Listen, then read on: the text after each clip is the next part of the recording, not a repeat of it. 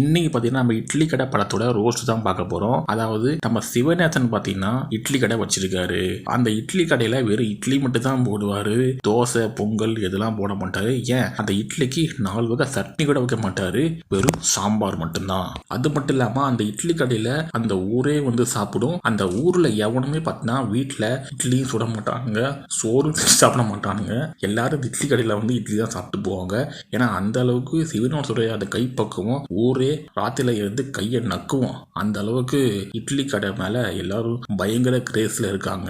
இதுக்கு நடுவில் தான் நம்ம சிவனாசோட பையனுக்கு வெளியூர் போய் வேலை செஞ்சு பெரிய பணக்காரன் ஆகணும் அப்படின்னு ஆசை வந்துடுது. உடனே நம்ம சிவனாசன் சொல்றாரு, ஏப்பா நம்ம இட்லி கடை நடத்துறதுக்கு நீ தான்ப்பா அடுத்து தலைமுறை வரணும். நீ இப்படி வெளியே போய் சம்பாதிச்சு நல்லா பெரிய ஆளாயிட்டனா அப்புறம் இட்லி கடையில இருந்து யாருப்பா கஷ்டப்படுறது, பாப்பா இட்லி சுடுப்பான்னு சொல்லி ஒரு தந்தை வந்து ஆசைப்படுறாரு. எந்த தந்தையா இருந்தாலும் தான் புள்ள வெளியூருக்கு போய் சம்பாதிச்சு நல்ல ஒரு செட்டிலான வாழ்க்கை வாழணும் அப்படின்னு நினச்சிதான் நான் படிக்க வைப்பாங்க.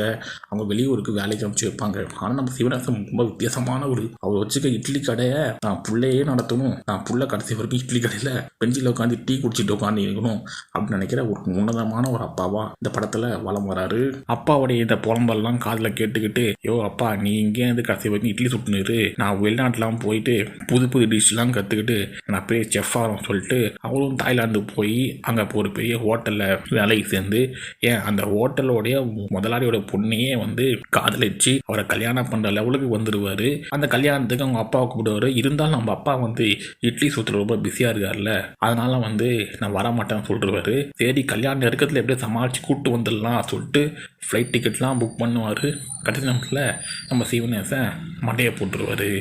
இப்போ நம்ம சிவநேசனை அடக்கம் பண்ணுறதுக்கோசம் நம்ம சிவனேஸ்வரன் புள்ள அங்கே தாய்லாந்துலேருந்து கிளம்பி, அதாவது கல்யாணத்தை தள்ளி வச்சுட்டு கிளம்பி இங்கே வராரு. சரி வந்தோமா சட்டு போட்டு வேலையை முடிச்சுட்டு அடுத்து நம்ம தாய்லாந்து போய் கல்யாணம் பண்ணி செட்டில் ஆகி லைஃப்பில் அடுத்த கட்டத்துக்கு போவாரும் பார்த்தா இங்கே தான் வைக்கிறாங்க செக்கு. இப்போ வந்து அவங்க அம்மாவும் இறந்து போயிடுறாங்க. அடுத்து என்ன பண்ணலான்னு யோசிக்கிறாரு. சரி இட்லி கடையை அப்படியே விற்றுட்டு நம்ம எங்கேயாவது போய் வெளியூரில் வந்து நம்ம ஒரு பெரிய ரெஸ்டாரண்ட் ஓப்பன் பண்ணி நல்லா இருக்கலாம், கல்யாணம் பண்ணி நல்லா இருக்கலாம் அப்படின்னு பார்த்தா உடனே அவங்க அப்பாவுடைய மறு உருவம் கண்ணுக்குட்டி பிறகுது. அந்த கண்ணுக்குட்டி பார்த்தவொடனே அவங்க அப்பாவே திரும்ப பிறந்ததா ஒரு மனசுக்குள்ள ஒரு ஃபீலிங் வருது. உடனே இல்ல நான் அந்த கடையை விற்க மாட்டேன், இனிமே நான் இங்கே இருந்து ஒரு இட்லி கடையை நடத்த போறேன் சொல்லிட்டு அவர் வந்து லைஃப்ல எப்படியாவது நான் அப்பா விட்டு போன இந்த சிறந்த பணியை தொடரணும் அப்படின்னு வந்து ஒரு மோட்டிவேட்டோட காலையில 5 மணிக்கு காலையில 3 மணிக்கு அவங்க அப்பா கிளம்பி வந்த மாதிரி கிளம்பி அது பச்சை தண்ணியில குளிச்சுட்டு கிளம்பி வந்து மாவெல்லாம் ஆட்டுறாரு, இட்லிலாம் சுடுறாரு.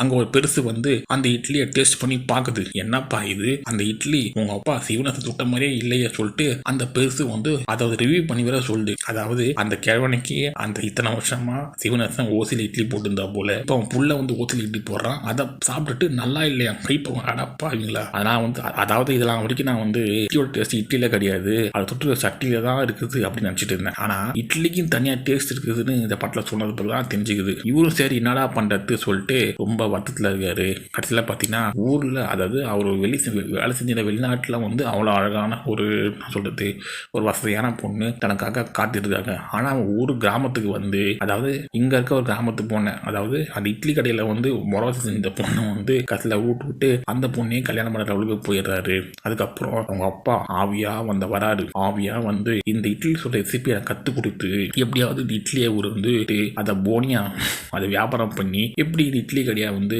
டெவலப் பண்றாரு அப்படிங்கிறது தான் கதை நோக்கி போயிட்டு இருக்கும்போது, தாய்லாந்துல அவ்வளோ பெரிய ஹோட்டலுக்கு ரெஸ்டாரண்ட்டுக்கு ஓனராக இருந்த நம்ம சத்யராஜோட பையனும் எப்படியாவது எப்பட்றா நீ என் பொண்ணை வேணாம் சொல்லிட்டு இந்த ஊரில் போய் இட்லி கடை நடத்துகிற அந்த இட்லி கடையை காலி பண்ணுறதாங்கிற ஒரு வெறியோட கிளம்பி வராரு நம்ம அருண் விஜய்க்கும் தனுஷுக்கும் சண்டை நடக்குது. இதில் நம்ம தனுஷ் பார்த்தீங்கன்னா அருண் விஜயை அடின்னு அடித்து மூக்கெல்லாம் பேத்து அங்கேயே ஒரு ஹாஸ்பிட்டலில் அட்மிட் பண்ணிடுறாரு. இதில் ஒரு மிகப்பெரிய காமெடி என்னன்னா, நம்ம அருண் விஜய் பார்த்தீங்கன்னா ஒரு பெரிய பாக்ஸன் மேலாம் காட்டுவாங்க. கடைசியில் அவர் தாய்லாந்துலேருந்து அங்கேருந்து ஃப்ளைட் பிடிச்சி கிளம்பி வந்து நம்ம இட்லி கடை முன்னாடி நம்ம தனுஷுக்கிட்ட பொங்குன்னு அடி வாங்கி போயிட்டு ஹாஸ்பிட்டல் அட்மிட் ஆகிடுறாரு.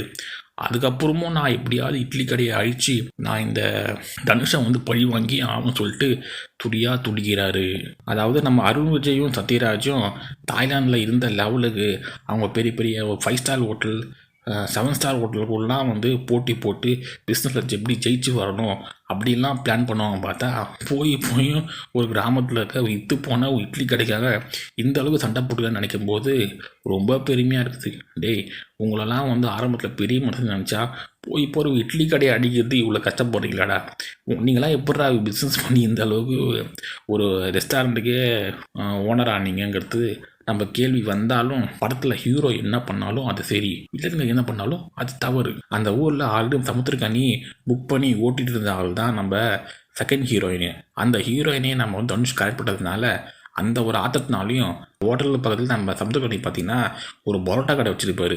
இவர் இட்லி கடை போட்டதுனால, இட்லி கடை ஃபேமஸ் ஆகிறதுனால அவருடைய பரோட்டா கடை படுத்துட்டு இருக்கும். அதனால் எப்படியாவது இட்லி கடையை அழிக்கணும், நம்ம ரூட்டு இருந்த ஆளை வந்து இவன் கரெக்ட் பண்ணிட்டான், அவளையும் நம்ம வந்து கைப்பற்றணுங்கிற கோபத்தோடு அலைகிறாரு நம்ம சமுத்திரக்கனி. அதாவது ஒரு இட்லி கடைக்காரனுக்கும் ஒரு பரோட்டா கடைக்காரனுக்கும் அந்த ஊரில் சண்டை வருதுன்னா அதில் நியாயம் இருக்குது. சம்மந்தமே இல்லாமல் நம்ம தாய்லாந்தில் நம்ம அருண் விஜயும் சத்யராஜும் கிளம்பி வந்து இந்த இட்லி கடையை அழிக்கணும், தனுஷையும் பழி வாங்கணும்னு சொல்லிட்டு துடிக்கிறாங்களே. இதுல கேட்கும் போது நம்மளுக்கு என்ன தெரியுது, படம் பார்க்க நம்ம தான் பைத்தியக்காரங்களா அப்படின்னு தெரியுது. அது மட்டும் இல்லாம இட்லி சாப்பிட்றவங்க இட்லி சாப்பிட போறான், பரோட்டா சாப்பிட்றவங்க பரோட்டா சாப்பிட போறான். ஒரு நாள் இட்லி சாப்பிட்டா இன்னொரு நாள் பரோட்டா சாப்பிட போறான், இன்னொரு நாள் பரோட்டா சாப்பிட்றவன் இன்னொரு நாள் இட்லி சாப்பிட போறான். இதுல என்னடா போட்டி வருது உங்களுக்கு? இதுல இட்லி கடையினால பரோட்டா கடை ஓடலையா? இந்த மாதிரி மொத்தமாவே வந்து நம்மளை போட்டு கன்ஃபியூஸ் பண்ணி ஒரு இட்லி கடையை வச்சு அந்த ஊரே வந்து கலவர பூமி ஆகிற மாதிரி எடுத்த படம் தான் நம்ம இட்லி கடை. இந்த படம் நெட்ஃபிளிக்ஸ்ல ரிலீஸ் ஆகிது. பார்க்குறவங்க பார்த்து என்ஜாய் பண்ணுங்க.